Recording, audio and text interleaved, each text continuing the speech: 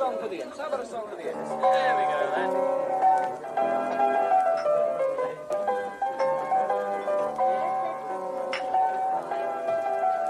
Come on, let's get some of the lads together. Let's have a good idea. Okay, go on, fellas. Get around the piano. Let's have a good go. Come on, then. You ready? Come on, you lot. Go on, then. Oh, 'tis our delight for the red and white. The imps are here to stay. Oh, 'tis our delight for the red and white. The imps are here to stay. Lincoln City are the team. The Reds is their name. Stinsel Bank is their home ground and football is their game. So come and cheer them on, you lads. Support them all the way. Oh, 'tis our delight for the red and white. The imps are here to stay. Oh, 'tis our... Hello and welcome to episode 297 of the Stacey West podcast. I have evidently been out in the garden because I have left my sunglasses on. My apologies there for those who are watching this live on YouTube, which is now an option. I picked up the wrong intro, so that's a little bit of a ball ache. So we've got a lot to get through on episode 297 of the Stacey West podcast. We're going through Jez George's interview on BBC Radio Lincolnshire. We're going to be talking about Scandinavia. We're going to be talking about players we might sign. This is a time-sensitive podcast. So for some reason, I've selected Chris Lamming to join me this week. How are you doing, sir? Hello, I've caught the sun. Look at my face. It's very pink. But yes, I'm all right, mate. I'm all right. I had an emotional morning. But yeah, apart from that, all good. Go on. Well, it was my last ever match as a Rugby FC player/manager. And we needed a win to avoid relegation. 2-0 down at half-time. Won 4-3. I had a little moment, I have to say, on the centre. So I did an Iniesta. I kind of sat in a centre circle just for a few moments after the game, and it all came over me a little bit, I have to say. But the lads did me proud. Now, I heard a vicious rumour that the opponent's AFC West End drew the positions of their players out of a hat. So there were strikers playing at centre-backs and all sorts. But that does not devalue the win. If that's the case, then thanks. It helps. It definitely helped. We needed the win. We needed the points. And we finished 10th overall, so it was all good.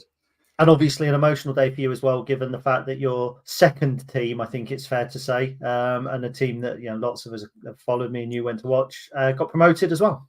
Yes, FC St. Pauli from Hamburg in Germany, cult club, got themselves into the Bundesliga. For the first time, I think, in possibly their history, that they finished above HSV as well in their history. Yeah, so even the last time they were in the Bundesliga, they finished bottom of the league and they finished below HSV. So for the first time in their history to finish above them and of course to get promoted, it's a pretty big one, really. That'd be some party on the Reeperbahn in Hamburg this evening.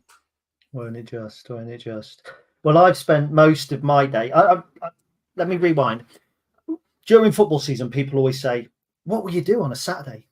What will you do on a weekend when there's no football? And my answer is always the same. Enjoy life. No stress of football. I can get up on a Saturday, do what I want, have a bit of breakfast. Then on a Sunday, don't have to write the game up. Okay, there's a podcast to do today, but we don't have to do it. My time is mine. So what have I done for the last 48 hours? I've been researching players on Y-Scout. Like it's almost like searching a dating website, going through everybody. But instead of looking at profile pictures, you're looking at XG and shots on target and all that sort of stuff. And I've absolutely loved it. I've fallen in love, Chris, and I know you have as well. Now, I've fallen in love with a lot of players in Scandinavia. I've fallen in love with 4 or 5 in League Two as well. So it's been quite a day in that respect. Quick question before we get going. Did you see the Northern Lights? No, I didn't. Did you? So, well, it's on my bucket list. So it's something I've always wanted to see ever since I began to understand what they are. I've got the app on my phone that buzzes and tells me when the Northern Lights are coming. We live in a place where there's very little light pollution. So you can get to the bottom of my garden and you can see from east to west, as you know, it's phenomenal. So imagine my dismay when I woke up on Saturday morning in Tatchell Lakes in a caravan with the whole thing having passed me by, and everybody had put pictures of the Northern Lights on. They'd opened the curtains and seen the Northern Lights out the window. And there's me, the one time that I'm not all geared up, ready to go. And what really annoys me, I was getting quite hacked off at Tatchell Lakes, by the way, because lots of people walking past the caravan, driving past the caravan. Oh my God, it was like camping on Lincoln High Street. And at one point I got really angry because there was people stood out the back of the caravan and they were talking really loudly. And only now does it occur to me that they were looking at the Northern Lights that I've wanted to see my whole life. And they've come stumbling out of the pub in their bloody Crocs or whatever with their sunburned bellies, and they've wandered up and they're looking at what I want to look at, and they're keeping me awake at the same time. My God. Oh, well, always next millennium. Yeah, and then last night, it's like, oh, we might be able to see him last night. So brilliant. So me and Fee went to walk the dog. We went over there and we could watch the fog rolling in like smoke from a fire at 6 o'clock. It's like, well, we're not going to see him tonight, are we? Should we just watch Clarkson's Farm and be done with it? So there we go. That's exactly what we did. We watched Clarkson's Farm and we were done with it. Right.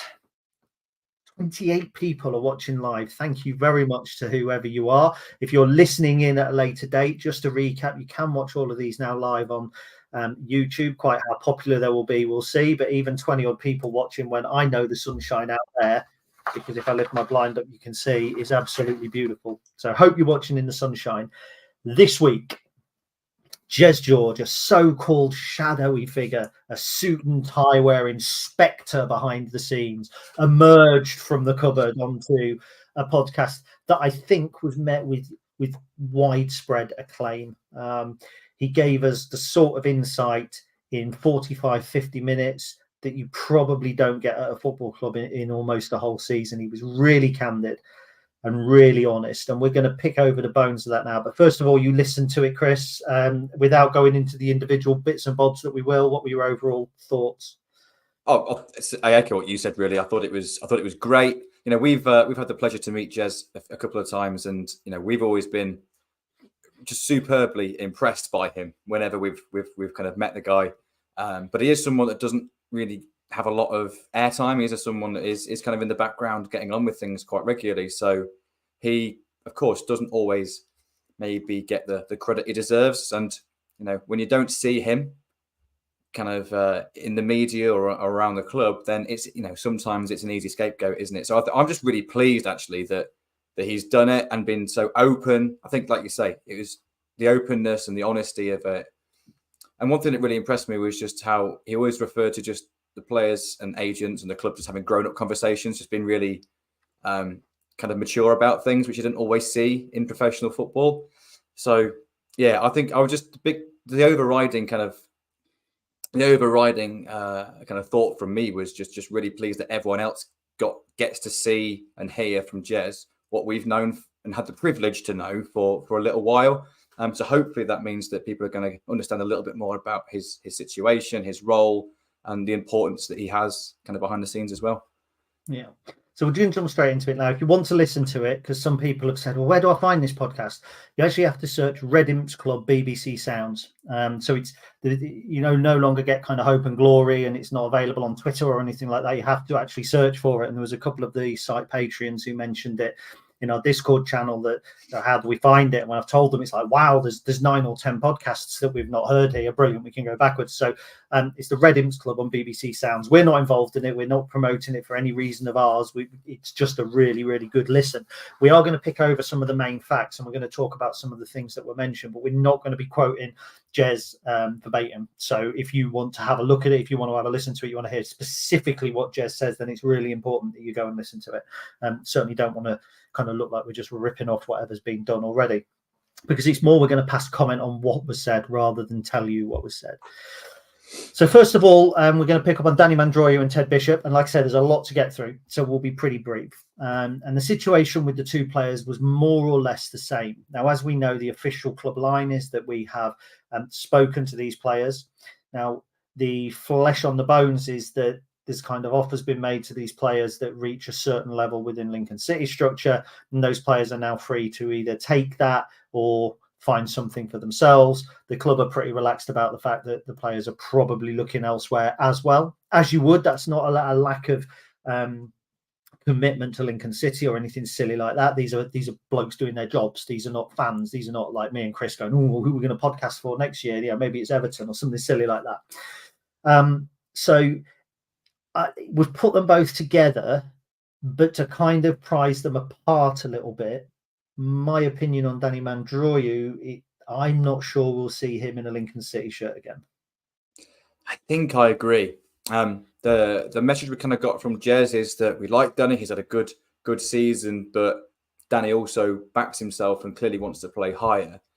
And, we mentioned in our end of season YouTube show with Charlie last week that we discussed Danny and Ted there, didn't we? And we kind of said that he's actually really impressed, like statistically on Y Scout, on a lot of the indexes. He's actually really, really up there for a lot of the creative stats. If we get to see that, then every other club in England gets to see that as well. So I think if the offer's right, if someone wants that sort of player in their team, and we've said kind of all season, Danny Mandroiu shines in a really good possession-based side. Get good players around him, playing at a high level. I think he'd really fit in a team where he's not necessarily the big fish. He's just surrounded by really good players, and he can kind of can thrive there. So if Bolton stay down, for example, maybe like someone like a Bolton, I think he'd fit in really well there. I just think the club have clearly got a wage structure in place, and I think all of us are going to absolutely kind of understand and respect that that's the case. And I think hopefully we all agree that that's the right thing to do for Lincoln City. And if someone gets an offer from elsewhere that allows them to double their wages, then I think we say thank you very much for your contribution and goodbye. But I think that's a more likely situation with Danny than it is Ted. I think Ted will have suitors, but I think Danny's ceiling in the right environment is maybe a little bit higher than Ted's. Obviously, he's got age on his side as well for that regard. Yeah, I tend to agree. I think there's a couple of things with Danny. First of all, Jez suggested that in bringing him in, the idea was that he had a strong season last season and we sold him last summer, and then that didn't really happen, and so it kind of, that's why his saleability then goes down, because we can't sell him last summer, which was technically what probably we wanted to do. So he's had this season, the contract's wound down, that's what it is. In terms of where he goes, I actually see a Danny Mandroiu thriving in the Netherlands or Belgium, in a kind of a top flight where there's a little bit more time on the ball, where probably the division at the very bottom end, with the greatest respect, is League 1 to very lower Championship, because that's certainly the case in maybe not so much the Netherlands, but certainly in it probably Belgium, is Netherlands. I would say even in the Netherlands, it's the bottom 8 teams. It's comparable to our level, if not kind of slightly lower. Like the top end, of course, is miles away. It's just So I think Belgium definitely makes sense. Yeah, and I think you'd be given that opportunity to play in some bigger stadiums as well. So you go to a lower team in Belgium, but you play against Club Brugge or Standard Liège or Genk or whoever. So I think that's where he might end up. I think in terms of that saleability, we thought there might have been a year option on his deal. Clearly, that's not the case, because we would clearly trigger it if it was, even if he was going to leave, so we'd get a fee. So there clearly wasn't there. So the last opportunity to sell him would have been January, wouldn't it? And Mr. Kennedy didn't really help our cause in that regard by throwing him under the bus. That kind of, at the time, probably our only real saleable asset. Ethan Errahan was absolutely saleable, but has only been at the club a year at that point. It's not often a player leaves midway through the season after only been signed the previous January. So it was probably only really Danny that was our saleable asset that was out of contract in the summer, where you think, maybe do we try and cash in now and make a quick buck? And yeah, at that time of the season, during January, he hadn't got into the team under Skubala yet. Obviously, was coming back from his 2 red cards, and probably had a bit of negative press around him at the time. So, no matter how good he's been on the pitch, how creative he was early in the season, he had that little bit of a tag, didn't he? And that bit of an association. Yeah. So I think that was probably our decision was made in January. Well, we're going to keep hold of him then, because he's not saleable now, even if we wanted to move him on. And so maybe the situation we find ourselves in now was kind of inevitable by the time we came to the summer. I agree. Now, I think with Ted, there is more chance of us seeing him in a Lincoln shirt, but I still think it's very much 50-50, because I think with Ted, it's not going to be easy for him to go and get the sort of deal that possibly Danny Mandroiu might, because Danny has in the past attracted attention from the likes of Celtic and Standard Liège, I think, which is where partly the Belgium thing comes from. So he's had that interest, whereas Ted is not on a downward trajectory, but he's a little bit older. His injury record, doesn't look brilliant, even though I don't think it's as bad as people suggest. He's more likely to pen a deal with us because his move is more likely to be a comparable move to League One Lincoln City sized club. Personally, if the wages are there, I can see him moving somewhere like a Leyton Orient or a Cambridge. With respect, similar size club to us, people will disagree with me, but two clubs similar size, potentially, 10,000-ish stadiums, all that sort of stuff.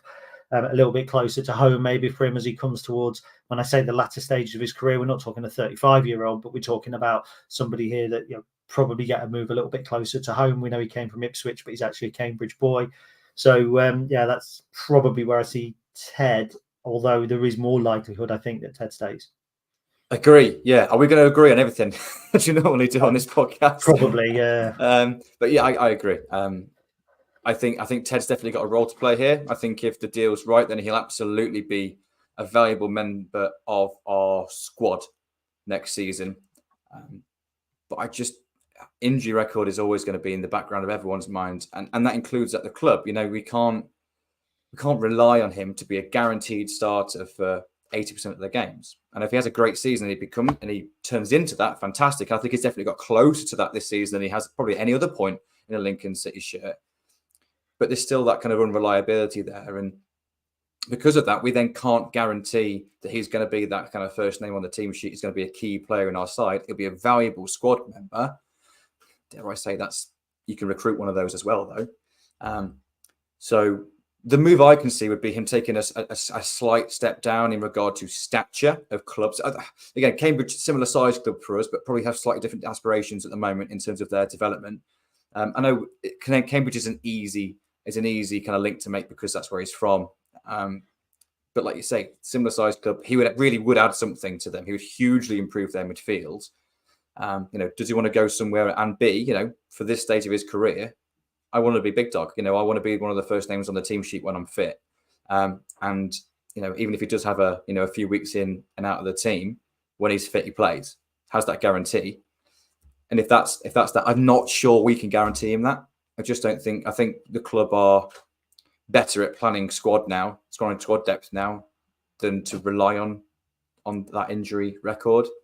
So yeah, for me, I would genuinely welcome him to sign a deal, but as a squad player, and a really valuable squad player. But I can see them both leaving, to be honest. I really can. Of the two, which would you rather stayed? Ted. Same. I thought that might be something we disagreed on. I'm a Danny. I was not to say I want Danny to leave. I've been a big fan of Danny Mandroiu. I think he's got a lot of attributes that really will allow him to thrive in this. Certainly with a full pre-season under Michael Skubala. But I'm also thinking, we have areas of the squad we want to add in. If it's wage off the bill and we can reinvest that wage onto someone else that is more specific, that fits into this stuff, rather than a square peg in a round hole, because he did really well playing deeper from the last few months of the season, but he's never played there before. I think he would prefer to play higher up. So, yeah, I don't know. I think Ted for me is the one I would prefer for that reason, because he slots in already, doesn't he? Yeah, I also like him because I think he's ginger. So we need diversity and representation, isn't it? We talk about these quotas and stuff like that. We've got to have a good number of ginger or sun-afflicted personnel around the squad, and that's Ted. So Team Ted. To talk about injuries, okay, Ted's record, he's labelled as injury prone, but probably has smaller niggling injuries, not right. He still get 35 games out of the season. Lewis Montsma, we've not seen a lot of over the last 2 years due to injury. Really unfortunate. ACL back to back, only with a very small window. And ironically, in that window, he was also banned for violent conduct as well, if I remember correctly. Oh, yeah, of course. For throwing an elbow or something like that. So, but surprising that we were in conversation with him. I think that some people expected him to be released. I think I expected him to be released.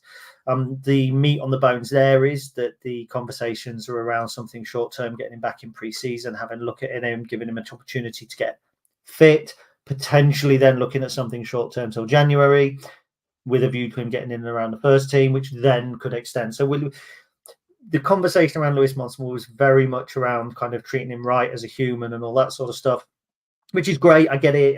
Club integrity, values, blah, blah, blah. Brilliant. But we're talking about squad here. We're talking about footballers. We're talking about a Lincoln City team assaulting the top 6 in League One.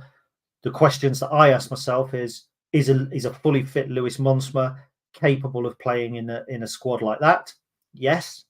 Is a fully fit Lewis Montsma capable of playing in Michael Skubala's current setup? Yes. Is he capable of playing in a centre back in a 2 with the players that we've got at the moment? Yes, but he wouldn't be first choice. But there's enough yeses there for me to say that this is something that the club are right to explore.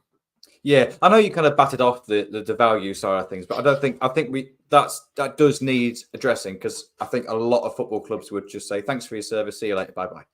And the fact that we're doing the right thing for Lewis, not just for the football club here, I think that's really commendable. I think that kind of human touch is missing from a lot of elite football these days. So I'm really pleased that we're doing that. And I think go on. Let me ask you something then. Yes. If it was Jayden Brown, would it be the same? What, I mean, if he had 2 ACLs? Yeah, so if it had been Jayden Brown and he hadn't had that value to the squad or whatever, and he'd had the 2 ACLs and we'd given him the and I picked Jayden, but I could have picked Hacks. I could have picked, any number of players that we've released. Chris Maguire. I think you've got to take the actual person into this a little bit as well, because Lewis has done a lot off the pitch in the last couple of years with the fans, the community, and whatnot. So I think it's got to be the right person. But yeah, I think if someone's not had the opportunity to impress, and there's been on the sidelines, yes, of course they've been gaining a wage without playing, but at the same time, it's a player that could be a valuable asset still. I think this is a really delicate way of doing it, in saying, right, let's make sure we have a proper pre-season, and then if that goes well, let's give you a short-term deal till January and see what happens. I think that's it's a compassionate way of doing it for Lewis, but it's also a smart way from a squad building perspective as well, because it's not putting too much pressure on us. It gives us a bit of manoeuvrability still, but it gives Lewis that opportunity to impress. So yeah, I'm really pleased by this. I thought he was going to get released. We all know the best version of Lewis Montsma absolutely gets in this team. And I think playing in the back 3 under Michael Skubala just suits him perfectly. It really, really does. Of course, with the question mark, he's had 3 ACL injuries in his career, 2 with us. That's crippling. It really is. And how he recovers from that will be, no one really knows, do they? So I think given the opportunity to see how it is, and then we can reconvene and reevaluate kind of during pre-season. But would I expect to see Lewis Montsma as a starter for us next season? No. But I'll be honest, I'd love nothing more than for him to get his career back on track and to be able to kind of come through this tough period. Here's my bold prediction. I think he will. I think he's got a future at Lincoln City, because I think at this moment in time, there are not going to be a lot of other clubs going, we'll take a punt on Lewis Montsma. 2 ACLs, no proven fitness. So this is it's almost like a lifeline for the player. But you saw Jody Jones come back. I think players with the right mentality can come back. If you don't let it affect you, I think you can bounce back every bit as good as you were. Jody Jones has torn up League 2, just like he tore up League 2 with Coventry. So I think that Lewis can do it. I think there are less demands on you in terms of kind of the runs, the dribbles, all that sort of stuff. I'm not saying there's less physical demands as a defender. I can see it. I think that he will come back on a short-term deal. I think we'll see him in pre-season. I think Michael Skubala will like what he sees, and I think that there is a place for Lewis Montsma still at Lincoln City. We're 24 minutes in, and we are 2 points down on about a 9-point thing. So I'm going to move on. Yeah, we'll speed up. This next one could be quite meaty. So we're going to talk about 3 players that basically there was discussions around their futures at the football club. And they're all at different kind of stages, which is interesting. So I'll pick up on that. So first of all, we're going to go Lucas Jensen. The conversation here is, do we sell him this summer or do we keep him, get the best out of him and then let him go for nothing? Lucas, when he signed for us, it was revealed that there was not an option in his deal because his agent or his representatives didn't feel that was the best option for them. And we wanted Lucas, so there's no option for us. So this is his last year. Another player who could move this summer is Lasse Sorensen. It was revealed that we had initial conversations with Lasse about a potential extension to his deal. Discussions that didn't particularly work for us because we can't offer him championship football and we're working within a wage structure. If we go up, it sounds to me like Lasse would sign for us. We've exercised the option. He's here for another year, but the expectation is that next summer he too will be free to leave the football club. And then there's Ethan Arahan, who it sounds to me like we've tied down on a lifetime contract. We're very well protected. I think he's still got 3 years of his deal left, whether that's 2 years and then an option in our favour. I think it's 2 + 1, yeah. There's many discussions about Ethan moving on. So I think, first of all, let's take Jensen and Sorensen and let's deal with them kind of almost in the same space. I think my feelings are if a bid comes in for Lasse that is in the football club's favour, we take it. I like Lasse, but the right wing back position is replaceable with somebody with high energy. I mean, and I think you've got a player we're going to talk about later who's literally a like for like replacement that we could go and purchase tomorrow should we sell Lasse. No matter how likeable Lasse is, he's a great guy. Lucas Jensen, for me, if a bid comes in, we don't sell him. Because the stability of the goalkeeper with the back 3 or 4, it just gives you that continuity going into this season. This season, we are aiming for promotion. There can't be any doubt about that. We finished 11th. We've now finished 7th. We missed out on the playoffs on the last day. The expectation is we go one better next season. For me, we do that with consistency at the goalkeeper position. So on those two, before we come on to Ethan, I'll throw it over to you. And I can tell by your face, you're going to go, I agree. Yep. Yeah, absolutely right. I think the fee for Lasse would be interesting because if it's a low fee, if it's 100,000 to 200,000, I think we have the value on the pitch with him there. We need the money we get from Lasse needs to be a fee which we could directly replace him with. So I agree. 300,000 plus. If someone comes in that with Lasse, only because the player that I think would be a great replacement would probably cost a similar amount, is in a similar situation at his club. So yeah, I think 300k plus, and then Lasse goes. Of course, unless the club decide to structure it smartly, like we have lots of other deals with potential add-ons and things. But I think it needs to give us a chance to reinvest that to directly replace that position. Whereas Lucas, you don't get big money for goalkeepers, no matter how good he is, unless someone comes in with a frankly ridiculous bid for a League One goalkeeper with 1 year left in his deal. Then yeah, absolutely, the value for Lucas is on the pitch. And again, we're going for promotion next year. That seems to be the feel. If we get it, I think we'll offer them both 2 new deals and they'll both stay, or we have an opportunity to keep them both. But yeah, I'd like to see them both stay, to be honest. I really would. Jensen, definitely, unless there's a £500,000 bid, because he can't replace Lucas Jensen with anyone else that's attainable. At least on kind of this season's performances for anyone.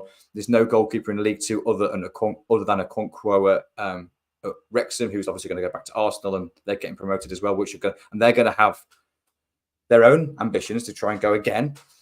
So I don't think he would be attainable. And there's no one else really that stands out like Lucas Jensen stands out. I think we make the most of Lucas, have that solidity and that, because he wasn't just the best goalkeeper in League One. He was like light years ahead of any other League One goalkeeper in loads of metrics last season. So short answer, yeah, I agree with you. Again. Good. One point I would make about Lucas, and it just got me thinking, was I'm thinking about outstanding saves. And I can remember off the top of my head, like you can remember Joe Bursic making outstanding saves. One game, admittedly. I can remember Alex Palmer making outstanding saves and Carl Rushworth. When it comes to Lucas, I don't remember outstanding saves. I just remember saves. And for me, that means that he's actually making it look less challenging than it is, because he must have made outstanding saves. Absolutely right. I think it just makes it look easy. Yeah, easier. I think he makes things look more comfortable.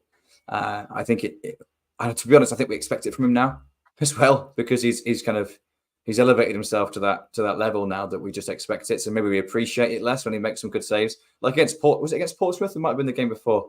He kind of punched the ball clear and then dives at the feet of the striker. How the hell he got there? I have no idea how he got there. Such a good save. It's command of his area as well, which there aren't really stats for. Big one. He just takes so much pressure off the back three. And yeah, I think he's. I really do. I genuinely think he's irreplaceable. I don't think I absolutely love Lars Sørensen and would love him to stay. He's been statistically been the best right-sided defender in League One. So he has clearly been an asset. I just feel there are players that we could replace Lars with if we had to, as regrettably as it would, because we'd lose Lars. We'd miss Lars not just on the pitch, we'd miss him off the pitch as well, hugely. I just don't think there's a realistic target that can replace Lucas Jensen. No. Now we're trying to move on. Ethan Arahan. So the conversation really here is we're well protected, 3 years. We don't have to sell him. If we are going to sell him, it's going to be they're focusing on the early part of the summer, not the late part of the summer. There'll be no deadline sale of Ethan Arahan. We're not forced to do anything around that at all. We've met him. He's not come across as the sort of lad who's going to go try and force a move on the last day. The one real thing about Ethan Arahan is what's the number? That's the simple thing. At what number do we go? We'll sell Ethan Arahan for that, and that's all because people will be interested in him, and there will be low ball offers, and there'll be people trying to get him. But we're under no pressure. People going, "Oh, Luton will buy him, whatever." They'll buy him if they hit a certain number, and that's something that's already been discussed, Jez has said, between the player and the agent. So they already have a number in mind, purely and simply, just to move on, and because there's not really much else to say about it. We obviously don't want to sell him. What's the number? 1.5 million. Fair enough. So $1 million, not enough. No, and I think that's interesting because we've never sold a player for $1 million. So the first player that gets sold for $1 million plus is going to be a real big statement as our first £1 million player. So you kind of think, well, £1 million then is what he's worth, and have that kind of headline. I think that's a bargain. If someone was to sign Ethan Arahan for £1 million, I think it's a bargain. I really do. So for me, I think 1.5, and then you go, thank you for your service, go and enjoy the rest of your career, never any lower than the Championship. So two players who it seems likely may move on this summer, and that's not directly what was said, but two players that we're going to touch on now are Jayden Brown and Ali Smith. Now, the conversation that Jez had around those two players was pretty much, we respect them. We've had conversations with their representatives. If there is an option for them to go and further their careers and play regular games, we won't stand in their way. Now, again, it's almost like I want to extract the two of these because Ali Smith has gone and had a really good loan in League Two. He's Colchester fans really like him. He would be someone I think that Colchester would like to sign. I can see him being a Danny Cowley player. He reminds me a little bit of the Mark O'Hara kind of. That's what you were just going to say, wasn't it? Yeah, it is. Yeah, so he's kind of got that about him. So we know that Dan and Nick can use him in that respect. So he's a player that I think were he to go, it might be a nominal fee. I don't think we paid a fee for him, did we? He came from Sutton for nothing. Yeah. Jayden Brown, it's the other way. I think he hasn't really had a great loan spell at St Mirren. Yeah, I genuinely think if somebody comes in for Jayden, it's one of those transfers that hasn't worked out, unfortunately. And we stand back and say, fair play. Were you surprised? Jayden Brown probably not, but what about Ali Smith? I was a bit surprised. I actually fully expected Ali to come into the squad in pre-season, be part of it, and probably have an opportunity to try and stake a claim for a first-team spot. So it was interesting to hear that, with his situation, that that still might be the case, but we're very much open to making sure that he does have the opportunities to play in his main position. I think that's the key. It sounds a little bit that it was Ali's decision to go off on loan. How true that is, you don't know. But kind of just reading between the lines, it seemed that was the case. But he's done exactly what you'd hope him to do from both his perspective and also the club's perspective. He has gone out. He's played week in, week out in his preferred position, and he's been a real key player in keeping Colchester United up. So, yeah, I was probably a little bit surprised that was the case. I thought we might try and make the most of Ali Smith, but it is a big step up from fighting relegation in League Two to being a promotion-chasing team in League One. And whether he's able to make that step up or not, we've never seen him really play in centre midfield yet. So it's difficult to know. Whereas Jayden Brown, I do feel that it's best for all parties to probably just say this maybe hasn't been as successful as I hoped it would be.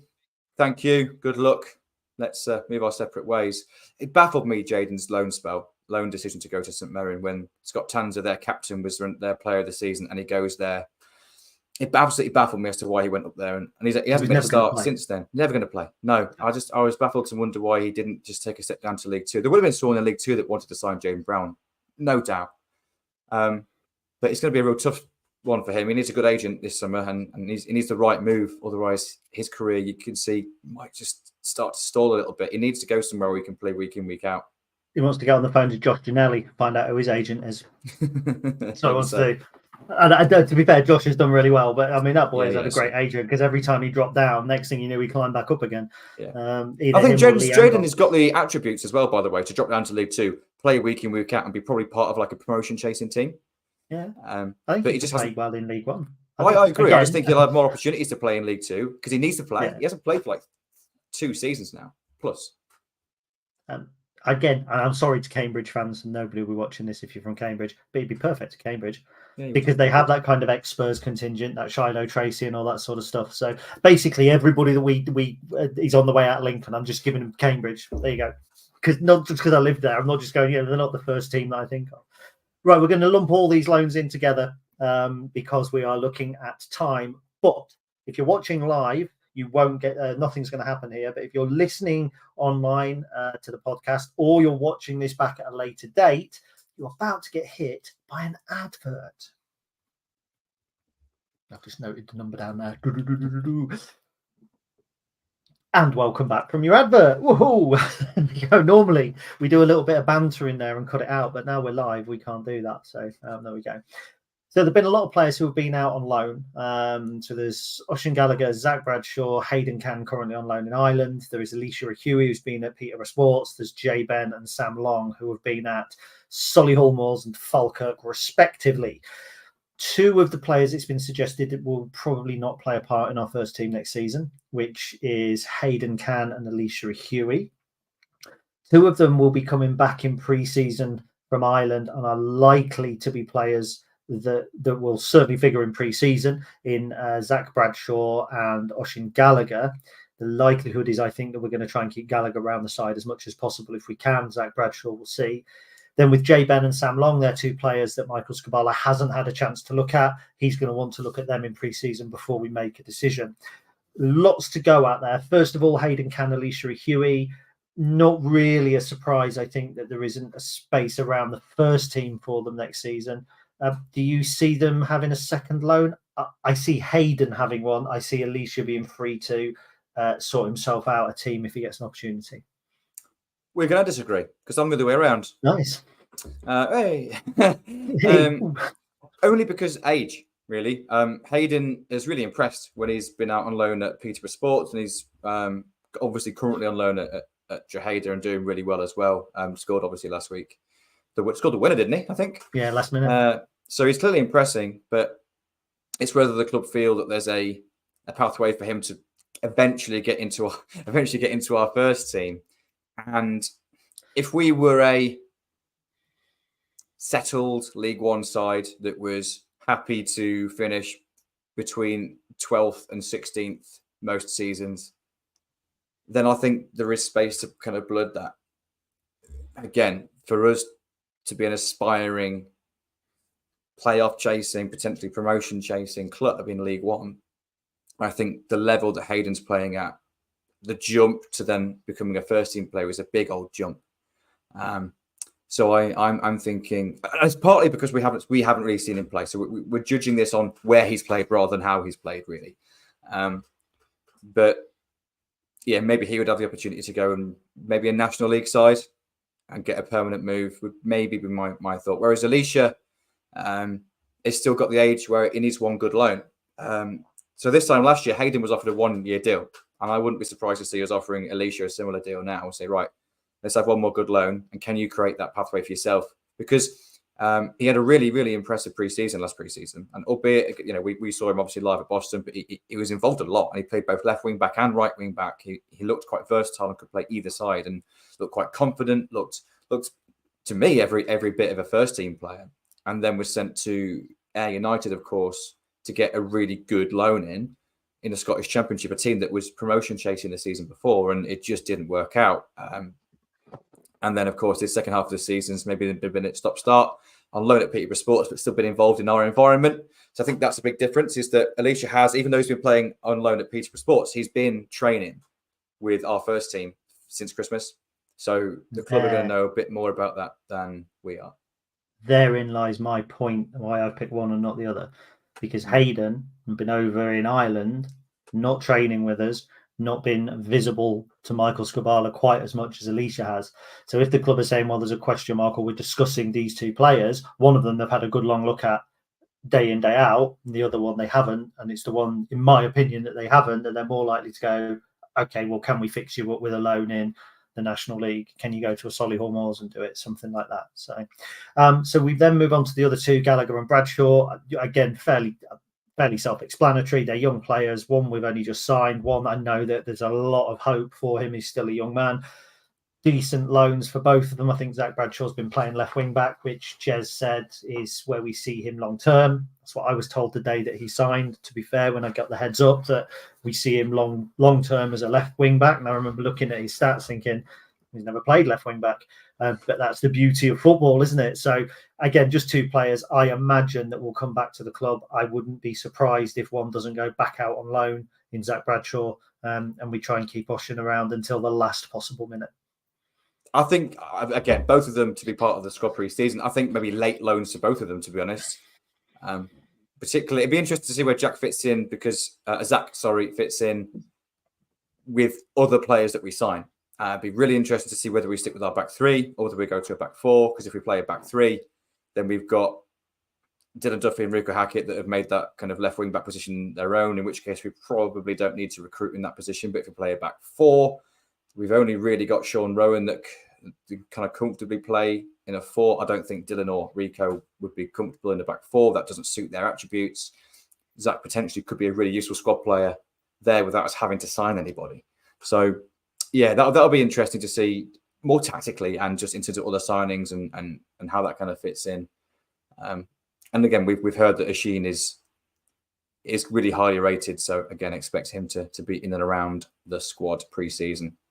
Yeah. Jay Ben and Sam Long both had decent loans. I mean, Sam, I kind of chat to somebody that knows Sam relatively well, and he's obviously had a great season at Falkirk. I seem to think unbeaten season in the league. Unbeaten season. He had a little bit of a tussle with Nick Hogarth, I believe, their regular number one, and there was some rotation. But I think it's been a really good loan for him.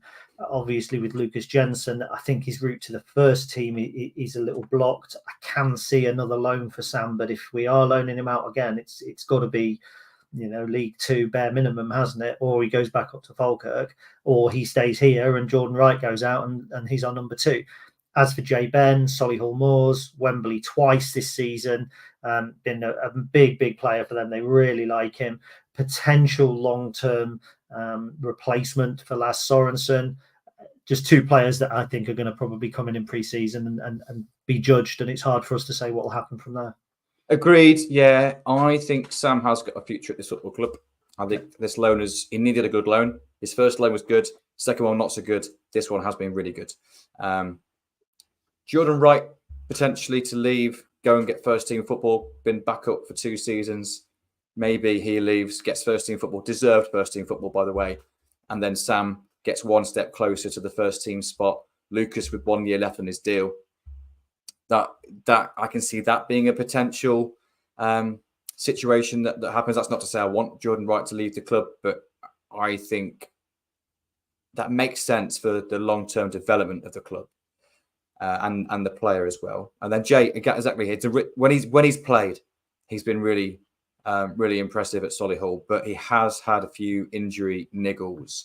So again, I don't think I would be massively comfortable with Lass being sold, for example, and us relying on Jay to be our starting fullback or wing back, not because of his ability, that we haven't seen a huge amount of that. He's impressed in the National League. We haven't seen a huge amount of it in Lincolnshire yet. It's more the fact that injury record just puts a question mark over me whether I really want to rely on him. Again, if we were a team that was happy to use this as a development season like we were a couple of seasons ago, and we are happy to stay away from trouble and develop some players, yeah, absolutely, he can play there. But again, with us wanting to go again and really push on this season, again, potentially could be a good squad player. It could be a useful player that really pushes whoever the first choice right wing back is, whether that's Lass or someone else. But I can't see Jay being our first team wing back. But again, could see him being a valuable part of the squad nonetheless. The one thing I'll say about Jay is let's not forget that he was on loan at Bohemians before going almost straight off to Solihull Moors via a one appearance for us. So when he played March to May with Bohemians, starting 7 games, playing 8 altogether, came in, had a short pre-season with us, and then was off to Solihull. So, injury wise, it's not ideal, but he started 26 games for them and only 1 from the bench. So when he's been fit, he started, so they rate him. I still think he's one for the future, but he's 22. When do you stop being one for the future and start being one? Finally, 45 minutes in, we're not doing too bad, I suppose. There was a little bit at the end of the podcast, and if you've listened to it, if you haven't listened to it, 48 minutes, where Michael Horton asked about Alex Mitchell. Now, it's an obvious question because of the loan players. Joe Taylor, I don't think we've got a hope of bringing Joe Taylor in. Not now Luton have more or less been relegated. He's not going to go on loan. Now they've been relegated, we've actually got more chance of bringing him in. Because if Luton are not going to have him around their squad, they're going to loan him into League One rather than the Championship again. But I can't see that happening, but you never know. Conor McGrandles, if we want him, we'll buy him. Alex Mitchell is a player, I think, who, the Millwall manager, Neil Harris, has more or less said that we're going to have conversations, and if he wants regular football, he might have to go. And Jez kind of avoided the question, but his exact words were something along the lines of, what the fans see, we see. And he mentioned being in the shaky at the end of the season as well. I think Jez alluded to the fact that we would very much like to sign Alex Mitchell. I think that, we don't know this, but we saw the player around the presentation evening, and he looks to be Lincoln City through and through. I mean, he's a great personality. I can see us signing Alex Mitchell permanently. Me too. It depends on the fee, doesn't it? Or the deal that's structured. Wouldn't surprise me if we offered a small fee with big sell-on. You can imagine that Alex wants to come here if he's not going to get regular football at Millwall, which it sounds like he's not. I don't think there's another club in League One that he would prefer to come to. It just means that the financial side of it has to work, because he only signed a new deal at Millwall last summer, I believe. We don't know what the financial package is in that regard. Obviously, it's a Championship club, so you'd expect it to be Championship wages, but of course, he wasn't the first team player. So, yeah, there's a bit of a question mark there. I would love to have Alex Mitchell back at this football club. I absolutely love it. I can't see us getting another loan in. I think it'll be a permanent deal or nothing. He's gone, in my mind, he's gone from first half of the season being a really reliable centre-back, but you could swap Pordy or Jacko with him and it would be a solid back line. And it's still a solid back line if you play any of those three in that position. But I prefer Alex Mitchell in that right side centre half position over anyone else. And I think not only has he impressed because he's played, he's impressed and improved. He's improved under Michael Skubala. When he played against Sheffield United, he was a man mountain that game. He was brilliant, won all of his battles. But since then, he's maintained that, but he's also improved his on-the-ball ability. And I've been massively impressed with his recovery pace. I think he's got a big future. And I would love us to sign him. I really would. I think there'll be interest potentially from, he's been at Orient before, potentially location-wise, that's something. Obviously, he had a really good time up in Scotland. And again, it's potentially, that's a market where there might be wages for him. There might be a transfer fee for him. But my feeling is that if he is going to move on permanently this summer, then the perfect fit is us. And it has happened with us going back for loan players. In the past, TJ Omer, it obviously didn't particularly work out. Harry Anderson, it did work out. So, there is normally when a player leaves on loan, there's a clamour for him to come back, and you just think, it's only because we've just had him on loan. There's a million players out there like him. Alex Mitchell's done enough to suggest that there aren't a million players like him, because he's kind of got involved in the other side of it. He's embraced Lincoln City. He's never been like Luis Fiorini, was a great player, but it was always kind of like, I'll do my best for the team for now. You always knew that it was, he was here for better in his future. Whereas with Alex Mitchell, it felt like he was here because he loved Lincoln City. I know it's not the case; it's a job, but it was the way he embraced the whole club, I think. Yeah, absolutely. And the thing is, like you mentioned, Fiorini there, that's a normal loan. That loan absolutely served its purpose for the club and for him. It was mutually beneficial. But with Alex Mitchell, it feels deeper than that, doesn't it? I think he's, like you say, he's really connected with the fans, with the city and the club. So, and that does get you somewhere. You know, you can't measure that on stats, but there's no denying that gives you bits. That gives you a little advantage here and there. And there's a lot of players in our team that really get that. You know, Lass obviously epitomises it as well. But for a lone player to embrace it like that, like Alex has, I think is special. So, you know, I'd love to have him here. Right, we're going to move on. Now we're going to touch on this really briefly because there's actually an in-depth article going out on this, so it's only quick comments. Something else that Jez touched upon was us looking at Scandinavia as a market where we think there's value, as we had with Ireland before, and one player in particular that we were pursuing. Now, I always wanted to be a police officer. My granddad was in the police. You're pulling a face there. No, I just didn't know that about you. That was all. No. I say always wanted to be a police officer. I don't want to walk the beat with a truncheon and all that. I'd love to have been a detective, like Rebus, like a grizzled detective behind a desk solving murders, but full of self-loathing in some iconic city. Maybe I'll write about it one day. I could have done that. I love figuring stuff out, like, you're watching on telly and you go, I think he's the murderer. Or I read a Linwood Barclay book this afternoon, so I'm figuring it out. So that's what I would have loved. Love the detective stuff. And we decided that we wanted to try and find potential players that Lincoln City could be looking at. And we've played with some rules a little bit. Now, first of all, the reason that we can go to Scandinavia is a change in the rules. The FA and the Home Office have made substantial changes to the work permit system for clubs in the UK, opening up slots, which I think what we're referring to. ESC, did we say? Yes, elite significant contribution player, so ESC player. So clubs can have between 1 and 2 per season of these. If you sign a player on an ESC slot and they play 30 games, then they no longer have to be counted as an ESC player for the next season. What it basically means is that players that would normally be unattainable via work permit rules, is there's 1 to 2 slots per season that you are allowed to allocate for that. Now, it's about as straightforward as writing in Latin in Braille. So I don't know if you can write Braille Latin. I don't know if Braille is in different languages. So ESC players are expected to meet minimum requirements. They've got to have played in at least one competitive youth or a senior international for a nation ranked in the FIFA top 50, aggregated over 12 months for a youth player.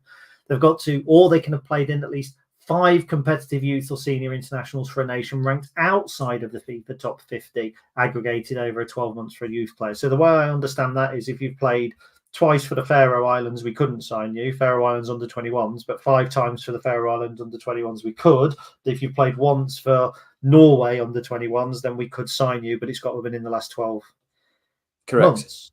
And also there are certain leagues, as long as you've played a first team appearance in certain leagues, then you also, sorry, Chris. I'll be quiet. Premature. I've heard that. More than once. Then played in at least 5 domestic youth or senior competition matches in leagues banded 1 to 5. So there are 5 bands of league, and you've got to have played 5 domestic youth or senior competition matches, or played in at least 1 continental youth or senior competition match. And I don't think that counts as banding.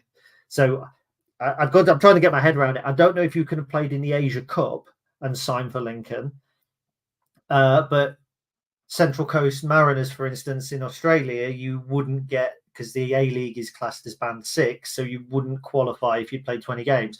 But if you play the Central Coast Mariners in the Asia Cup, and I say that because one of the players I picked kind of is related to that in Scandinavia, I think we could then sign you. So it's odd. So we came up with a criteria, didn't we? Basically, you and I were bouncing ideas. We're pretty sure that we will sign a player who is between the ages of about 16 and 24. By the way, Charlie says you can write Latin Braille. So there we go. I forgot that we'd got some blind expertise on the podcast. So we think between kind of 16 and 24, probably between 19 and 24. I don't think it'll be any younger than that. Now, we've picked Denmark. And the reason that we've picked Denmark, there's some clues laid by Jez. He said that he'd been over a couple of times already and watched games. The Swedish League and the Norwegian League ended in November. He said, we've been really keen on this market for 6 months. 6 months ago was December. So by deduction, if we've been keen on this market for 6 months and he's made trips over to watch a player play, he's really got to have made that trip over to have watched them played in Denmark. So we've kind of gone, we think it's probably Denmark. But then we've ruled out 6 teams in Denmark, and I'll throw that over to Chris as to why. Or we've ruled out players who have been starting regularly for at least 6 teams in Denmark. Yeah, just because they're bigger teams that you think would be players unattainable for us. FC Copenhagen, Brøndby, Nordsjælland, Midland. Oh, I've forgotten the other two. Silkeborg, I think. Yes, basically the top 6 teams in Denmark out of a 12-team league, particularly those big 4 that we've mentioned. Just feel that from a wage perspective, from a contractual perspective, from in terms of potential transfers and the sort of clubs that are going to be scouting those players, we just think no one's going to go from that size club to then League One. But yes, there is. But we haven't ruled players out from those clubs if they've been out on loan. Indeed. So, like the boy Paul Macari, who was at, I think Macari is the right pronunciation, who was at Reading on loan from Copenhagen. Technically, we could. It's probably not him, but we could look at that. So look, we need to get on to this next bit. So that's an article that I will be pressing go on around the end of this live broadcast. 9 players I picked. Chris? I was just going to say, I think the profile of player is really important here. I think because these slots are so few and far between, you've got to get this right. So I think anyone that we sign from Scandinavia or elsewhere in the world that would fill an ESC slot, it needs to be a player of the Ethan Arahan type signing, as in somebody who has got significant sell-on potential, but also significantly improves our starting 11. I think it has to be someone that fits that profile. Otherwise, there's no point making the signing and using up that valuable slot. So I think, if we do get one of these over the line, I think it'll be someone that we could be excited about. It'll just be interesting to read your article to see which, if any, of those 9 players that you've shortlisted end up wearing the red and white next season. What I found interesting was Ben said that he'd be happy to make a trip to Denmark for podcast research and Ben. Yeah, I don't think Billund have a top division team, do they? Right, 57 minutes in, and we said that this next bit was going to take half the podcast, so we're going to it's going to be a little bit quick fire. So again, both Chris and I, we treated Y-Scout like a dating agency, as if we were scouts looking out, as if we were looking for love. We're looking for the players that we think Lincoln City would want to sign. We're using a platform, by the way, in Y-Scout that Lincoln City use and many other clubs use as well. And we had all sorts of different metrics and all sorts of bits and bobs. And between us, we've each come up with 4 players that we believe could do a job for Lincoln and that we believe would be positive. Now, how I suggest we do this, Chris, is we go one to the other, just saying our player and making a little bit of a case as to why. That way, maybe, a minute or 2 per player, that's going to be 8-10 minutes down the line. That'll take us more or less time-wise. Rather than then each other commenting on each other's players, because I think that could be challenging as well. That'll take ages. There's plenty of discussion to go at. So let's throw it over to you. You can start us off with player number 1. Well, we mentioned potential like-for-like replacement for Mr. Lass Sorensen. So I think for me, we either get 300k plus or we keep Lass. So let's assume Lass leaves for a deal that we expect to get from him. Then we want to be able to replace him with that money. Ideally having a little bit left over if we can, but ultimately reinvest the fee we've got from Lass to sign someone to replace him. Liam Bennett from Cambridge United is a really interesting one for me. He has played every single league game for Cambridge this season. Started 41, 5 off the bench. On Y-Scout, there is an index of the objective best players in each position on the pitch, taking a huge range of metrics into account and ranks the whole league. Lasse Sorensen, as we've mentioned a few times, was the top-rated right-sided lateral defender in the whole of League One. Liam Bennett was the second. But the type of stats that he really shines in, or attributes he shines in, are very comparable to Lasse. So he's second for defensive duels in the league, but only picked up 3 bookings. That's very impressive. 21st for interceptions, which is a metric dominated by centre-backs.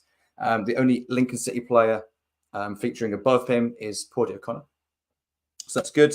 But also he ranks 9th for crosses, 21st for progressive runs completed, second best in regards to right-sided defenders. He's 13th for 1v1 dribbles, 10th for success, which again puts him in the top 3 for right wing backs and right backs in League One. He is a highly a player with high quality, should I say, in right back, and playing probably in a club below his ability. Now, I think he will probably... No, exactly. But I think he'll be sought after by clubs that are really aspiring to be at the top end of League One this season. Was out of contract this summer. He's 23. And similar situation to last, Cambridge activated a year extension. So you'd reading between the lines, you expect that maybe there was conversations behind the scenes of him potentially extending his deal. He's got an eye elsewhere, so they've activated his 1-year extension. He's almost in an identical situation for Lasse. So if Lasse moves on, we could potentially be in a position to move for Liam Bennett. There will be bigger clubs than Lincoln City in for him, I imagine. But are there clubs as well run as ours, as attractive as ours, with the stability that we've got and all the other things around the club at the moment? There are bigger clubs, but there aren't many clubs that are run better than us. I think we're a really attractive proposition for ambitious League One players at the moment. So cherry picking players in the top end of League One, top end of League Two, and the bottom end of League One, I think could be our market. So yeah, Liam Bennett. Very good. So I will start same side of the pitch. Now I've picked a player who doesn't play in a position that we actually have a space for, because he kind of plays as a right winger.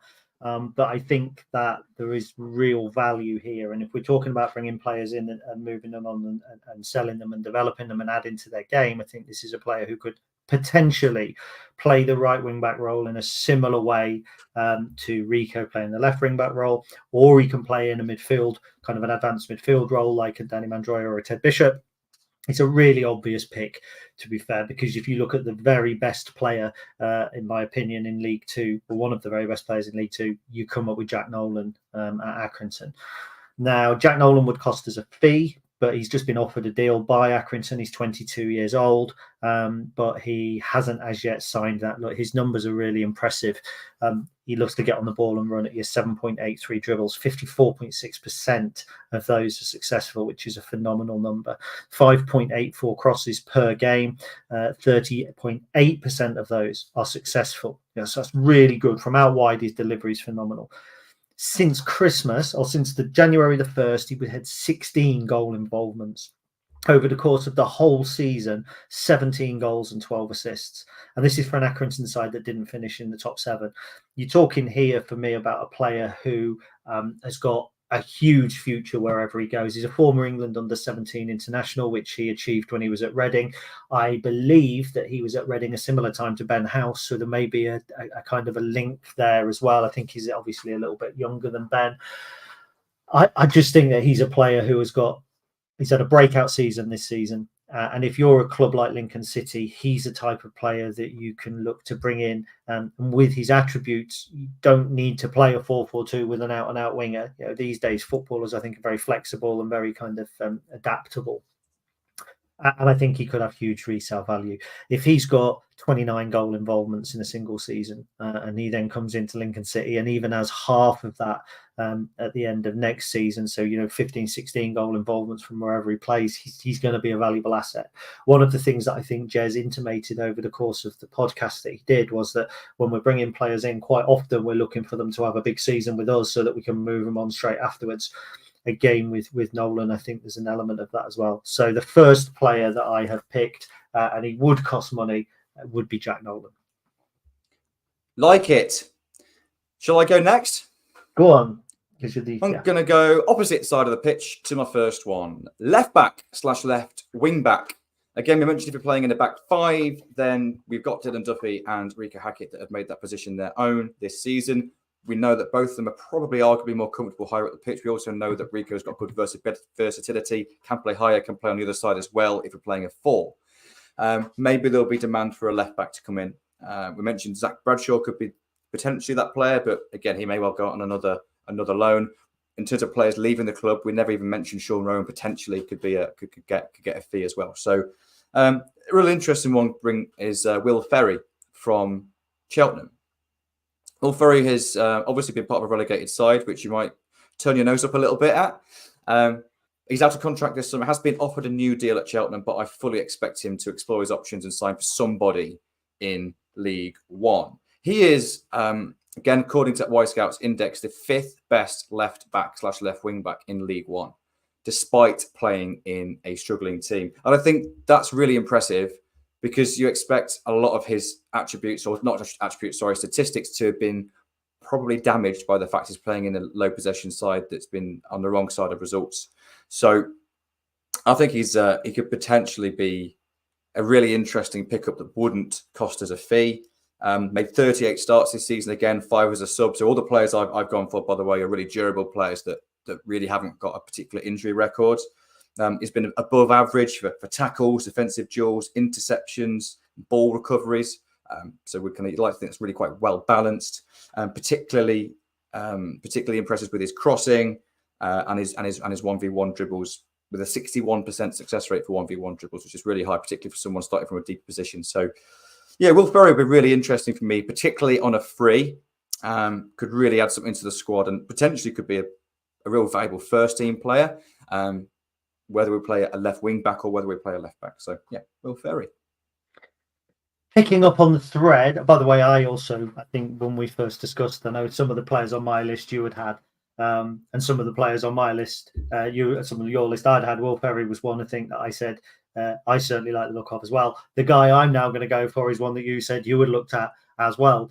He also played for a relegated side. He played for Forest Green Rovers last season. So we are talking about a side relegated into the non-league scene. But it's Charlie McCann, who is a central midfielder. Now, whether or not Ethan Arahan leaves this summer, I think that we need to be looking for a replacement almost already, whether internally, potentially. There's Elliot Watt, by the way, at Salford, who I really like. You don't know yet whether he's leaving or not. That's by the by. McCann was a player that we were linked with around the time we signed Arahan. He signed for Forest Green around the time we signed Arahan, which suggests that he was Forest Green's next pick after Arahan turned them down. Kind of a similar profile of player. McCann was a Manchester United youngster. He also played for Rangers. Bearing in mind that he was in the relegated Forest Green side, the indexes on Wyscout painfully weren't working for me today, but by cheating the system a little bit, I could see the best team of like 20 to 24-year-olds by acting really quickly. McCann was in the middle of that. So he's one of the best young players in the position in League Two at the time. He made the most through passes of anybody in the division. He made the most smart passes of anybody in the division. So you're talking here about a player who's incredibly creative, as you would expect from being at Rangers and Manchester United. But he's also combative. He sits in the middle of the park. He can try and dictate play. He's made a bad career choice going to Forest Green. There ain't no doubt whatsoever about that. I don't see him playing regularly in the National League. I don't see him settling for that. I think that a club going in there with a fee can prize him away. And I think that he's the sort of player that would really benefit us. And in terms of longevity, you spoke a little bit about numbers. Started 39 games for Forest Green and came off the bench 5 times. So there was only 1 game he wasn't involved in, scoring 4 times. So I think that he is an interesting prospect. Absolutely interesting. Yeah, this particular position on the pitch was a big one for me because I think in terms of recruitment here, we've got depth options. Like McCann would cost a fee, but you'd like to imagine going down into National League. Forest going to be willing to accept a reasonable fee, he'll probably be wanting to leave. And could come in and be a good player, but probably wouldn't have the pressure or expectation to be a first-team starter straight away.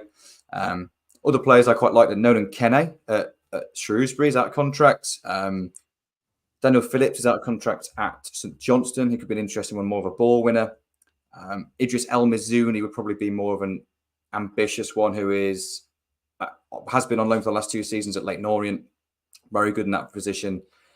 Has had his 1-year deal been extended at Ipswich, but you can't imagine him going and playing in the Premier League for Ipswich. They've probably done that so they can then get a fee for him.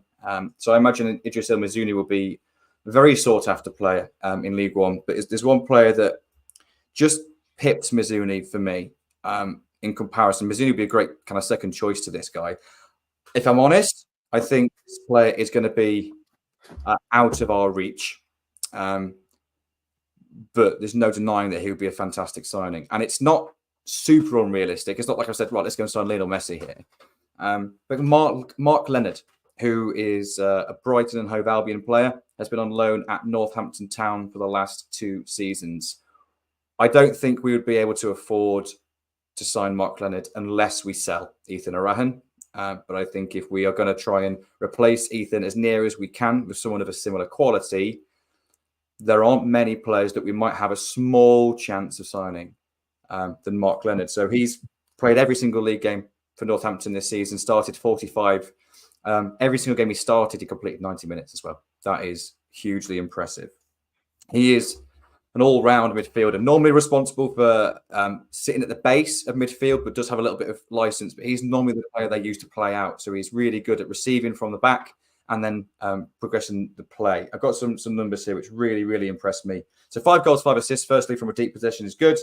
5th for defensive duels, but only 3 bookings from an average of 9.54 recoveries per game. That's massive, by the way. Wins the ball back 10 times a game.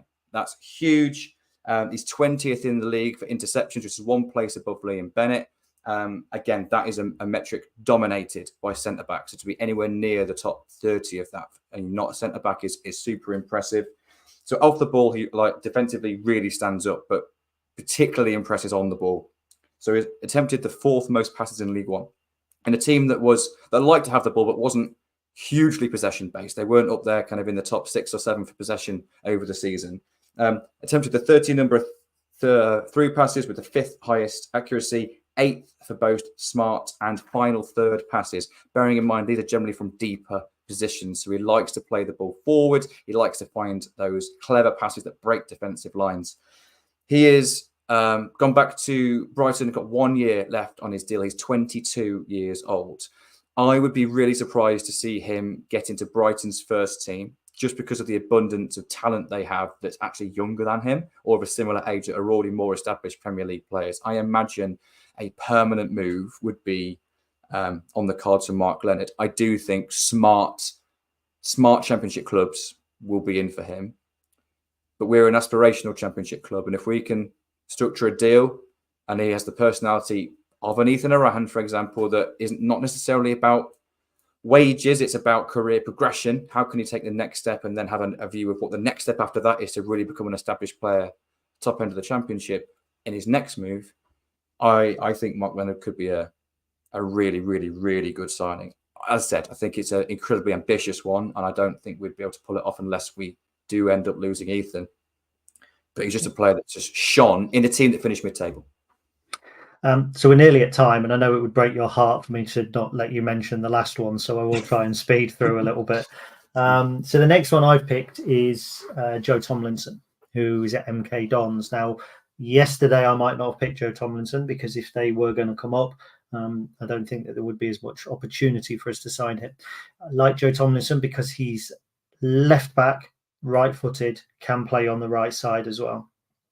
He was a youngster at Southampton and then Yeovil, also then moved to Brighton like Mark Leonard, who he had a couple of he had some loan spells. The big one that stands out for me is Eastleigh. He was massive at Eastleigh, absolutely huge.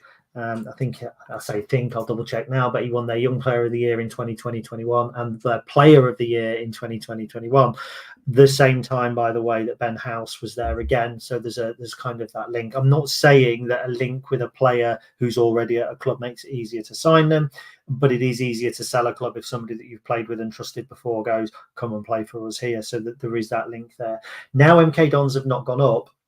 I think he's a player that could be looking for this move. He was a player that Peterborough put some money into. They signed him from Eastleigh, played in the Championship for them, and then a couple of times in League One. I think this season he's had now has been massive for him. And I think that he's a player that could come in and do a Jack Burrows style job. Jack Burrows was one of those players. He could play on the left, he could play on the right. We'd be looking, I think, if we brought Tomlinson in to find a position for him where he stays on the field, probably a long-term successor to Lass, even though he's been playing on the left for MK Dons. But I just think that he's, again, the sort of profile player that we should be looking at. Chris, your final pick. Oh, this is my favourite one. Bed down, people. This is going to be a long one. Laurent Tolaj, I think that's how you say it. Centre forward at Aldershot Town. I really like this guy. Whether he comes to Lincoln or not, I think it'd be really interesting to see where he ends up. He ain't going to be playing in the National League next season. Laurent Tolaj is a Kosovan Swiss player who joined Brighton and Hove Albion's academy in 2018. A few unsuccessful loans later, goalless loans in which appearances were pretty hard to come by as well. He has been playing for Aldershot in the National League this season, and it's been a real breakout season for him. What's quite nice about the National League is finding clips of players, and highlights are a little bit more accessible than EFL. So it's easier to kind of, from our perspective, to allow the eye test to back up the stats when we're looking at National League players. And to be honest, he's looked to cut above. So played 44 games, again, really durable, which is something that I think is really important for us. We've been stung from injuries a little bit historically, so let's recruit those players that've got that track record of playing week in, week out. 19 goals, 9 assists from just 5.38 expected assists. So that's 28 goal contributions in 44 games. He's left-footed. He is 6th for key passes in the National League, and he's a centre forward. There's not another centre forward in the top 30. Key passes is a pass that results in a shot. So it's basically, it would be an assist if it goes in. Basically, that's what a key pass is. To be 6th for that in the league, plus 19 goals. That really caught my eye, to be honest. And he marks really highly for successful dribbles, long passes received, but also recoveries in the opposition half. So statistically, he just really stands up. And then just watching him play, he seems to be really adept at dropping into hole, so coming deep back to goal, receiving the ball and linking play, but also seems to like to run channels. But I think having someone that's comfortable dropping into those little pockets, we haven't really got anyone that's their natural game that plays in that front line. We've got Jovan, who is physically really impressive. We've got Freddie, who's obviously more of a target man. We've got Ben, who's a really kind of front foot pressing forward, and we've got Tyler Walker, and we still get to know what version of Tyler comes back in pre-season after his injury. I think there's space for a centre forward that doesn't have the pressure of having to play week in, week out, potentially, and doesn't have the pressure to be a guaranteed starter. And we're as much as Joe Taylor's goals we're missing, we have got Tyler coming in, and with Freddie and with Jovan now becoming more first team squad players than they were this time last year. I don't think having a centre forward is essential, but I can see us adding in this area, particularly because we're a club that wants to sell players. We're a club that wants to make a good deal, and you make money off centre forwards. So similar situation again contractually. They extended his deal by 1 year in February. So he runs out next summer. So again, would command a fee, but a National League team that didn't get promoted, of course. I really expect Laurent Tolaj to not be playing for Aldershot next year. I imagine a low 6-figure or high 5-figure sum could probably be the amount to price him away. He will end up, I think, in League One. I think he'll skip League Two. It would just be where he ends up in League One. I would love to see him here. It'd be really interesting. Really unique player that we haven't got in our squad. Tenor says Peterborough. No, you know what? No, Peterborough is exactly the sort of club you can imagine him going to. And then that would recruit him. Yeah. Then in 3 years' time, they'll either sell him into League Two for a small loss, or he'll move on after playing 4 games for them to a team in the Championship or Premier League for $1 million. Absolutely right. So my final one came a little bit out of left field for me because it wasn't a player I was massively aware of until I started doing my research, and that's Matty Daly. So this is Matty Daly, who was at Harrogate Town. He was an Everton youngster. He was at Huddersfield, so he moved from Everton to Huddersfield. I think he played a couple of times for Huddersfield under Danny and Nicky Cowley. Not really had a breakthrough season until he went on loan to Harrogate. Scored 8 for them last season. He's got 6 this season, but he's also got 8 assists. Position-wise, he's an interesting one because he does just sit behind the strikers, so he can play in that 10 role. So he plays in that advanced midfield role. Probably one of the only players that we've discussed here, actually, that would be a natural to play in the what I call the Danny role or the Ted role, that kind of more attacking midfield, that kind of sexier midfield play. And here we go. It's back to that dating thing again, isn't it? You're doing the whole, I really like this guy. I'm talking about sexy football. Honestly, looking through his stats, he didn't rate in the top kind of 5 or whatever for particular metrics. But it was just that overall progression, I think, that sometimes you see with some of these younger players that, they struggle. They come through. For instance, he played twice in the Premier League for Huddersfield, 4 times in Championship one season, 5 times next season. It was a slow falling down. And we've seen with Jayden Brown, when that happens, sometimes you hit a base, or sometimes you come down to a certain level and then you hit that form and you're a regular player. For 2 years, he's done it at Harrogate. Similar really to what Jack Diamond did, probably. And I know that wasn't a massive success for us in the long term, but he was certainly a player that at the time you felt could improve. Played for England under 17s and England under 18s while he was at Everton. 23 years old, so probably just about the right age for coming through. He's on a 2-year deal, so it would cost money, but bear in mind he can leave Harrogate at the end of next season for nothing. So when you've got 1 year on your deal left, it does, there's a big decision to be made. Do I think we'll sign Matty Daly? Probably not. Probably not a player that will be on our list. We're looking to fill these positions with younger players, or going off to Scandinavia and all that sort of stuff. But he's just the sort of player that I think as a not as a project as such, but I think that he could come in and impact a League Two side, whether that's Lincoln or not. We said 1 hour 15 minutes. We're at 1 hour 21. I don't think that's bad considering. That's not bad considering it's us two on. Well, me. Yeah, exactly. Well, to be fair, I do have a tendency to overrun a little bit as well. I just cut down what I say when you're on to cover. Right, ladies, gentlemen, boys and girls, thank you everybody for watching. We've veered around kind of the 30 to 40 mark, which is impressive. We're going to keep putting them out on YouTube. Obviously, there's a market for it on here as well as on the usual podcast outlets. We will be back. I'm not sure when. The very latest will be next week. I'm sure we'll find something to talk about next Sunday. We may not be doing 2 a week all the way through the summer, but if something happens, you can guarantee we'll come on, do a special, drop it as a podcast. If there's something you'd like us to podcast on, get in touch. We've now got a dedicated email address, which is podcast@stacywest.net. Creative, I know. So podcast@stacywest.net. Maybe you want us to talk about something from the past. Maybe you want us to talk about particular seasons that we've lived through. Maybe you want us to get certain guests on, supporters. I do know I'll be doing a podcast with the Former Players Association. I'm not quite sure who, but there's another one of those due very soon as well. In the meantime, all I'll say is try and stay out of the sun. Chris failed today, which is why his face has gotten a little bit paler, I think, since we've been talking. Maybe that's the fear of the backlash from Northampton fans who say we've got as much chance of signing Mark Lenn as we have signing a cheque for £1 million that wouldn't bounce. He'd say it was ambitious. Ladies, gentlemen, boys and girls, enjoy the sunshine and up the imps. Up the imps.